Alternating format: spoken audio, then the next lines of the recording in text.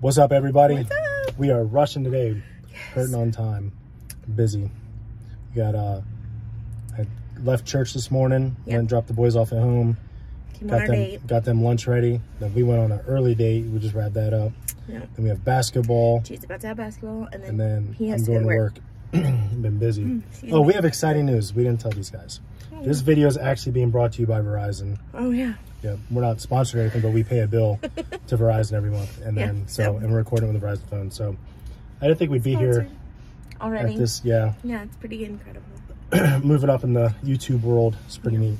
But so we have a question that the person wants to remain anonymous. Yeah, but it's a dude, so we're gonna call him D-Rock, like Derek, but D-Rock. But the name isn't Derek.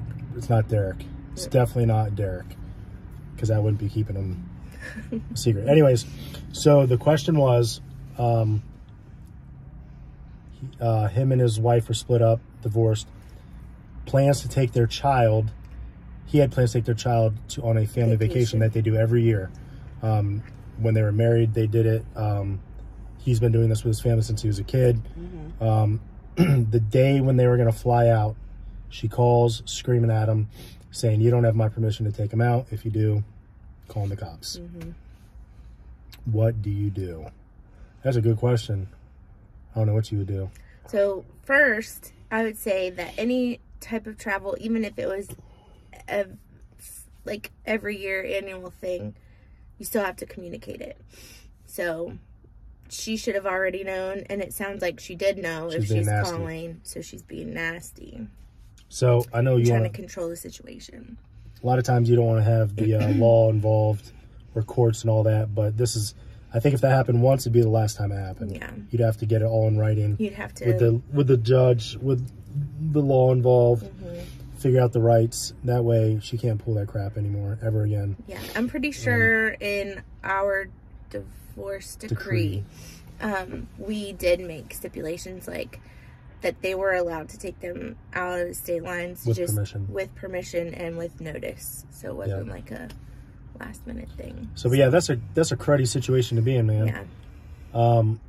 So because you don't want your kid to miss out. No, your kids, because then the dad's got to explain, or even if the roles are reversed, the spouse has to explain to the kid why they can't go. Right. And again, that's not just trying being, to bash the other parent. Yeah, it's like that's just being petty for the sake of being petty and not putting your kid first. But if you're dealing with someone like that, 100% we will always go back to putting your kid first. Yeah, and if you're dealing with someone like that that's got some serious issues, it's all got to be done legally. Yeah. Unfortunately, you can't handle it on your own. Yeah. But that's tough, D-Rock. Hopefully that doesn't happen again, and if anyone else is done with that. We do got one more question. I wasn't going to tell Jesse about this one. I was going to say, I don't know about this one. Are you going From rogue? Samantha in Tallahassee. Samantha. Had a question. Oh, are you going to read it? And it's for you. Oh, okay. It's a question for Jessica. Oh my gosh. Jesse, you're a beautiful girl. I also find myself somewhat attractive and am single and looking to settle down.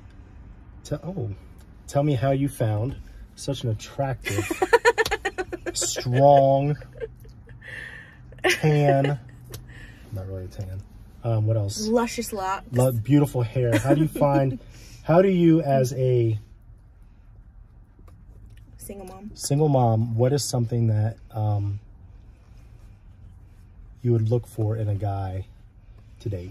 I added all the other stuff. The question was, where do you start looking for a spouse? So that is really hard. I think I got, it was God ordained, honestly, because my friend Holly, shout out to her. We've been friends since, we've known each other since first grade, but we were not friends in first grade, but we became friends in middle or high school. But they were mutual friends and I was mutual friends. So she brought me to a cookout and that's where I met Tom. But it is very hard because you don't want to introduce just anyone to your kids.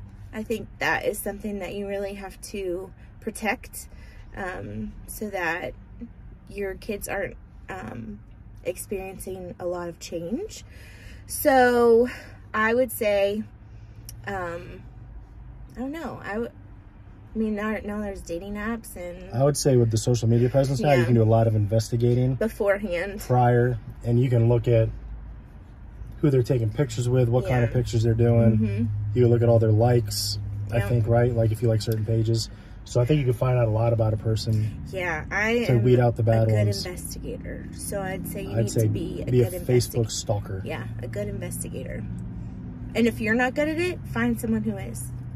Because ask your mom. Ask your mom to look, because moms do that. Yep. Or grandmas. Yep. They do that. They have nothing better to do. They're just gonna I don't think there's any right or wrong way to meet people. Social media, dating apps, organically, at church. Like, there's a whole bunch of places. You just have to make sure that you are doing your research. Yep. Especially when you have kids involved. Absolutely. All right. So if you're dealing with changing of plans like that where people are arguing, get it situated legally.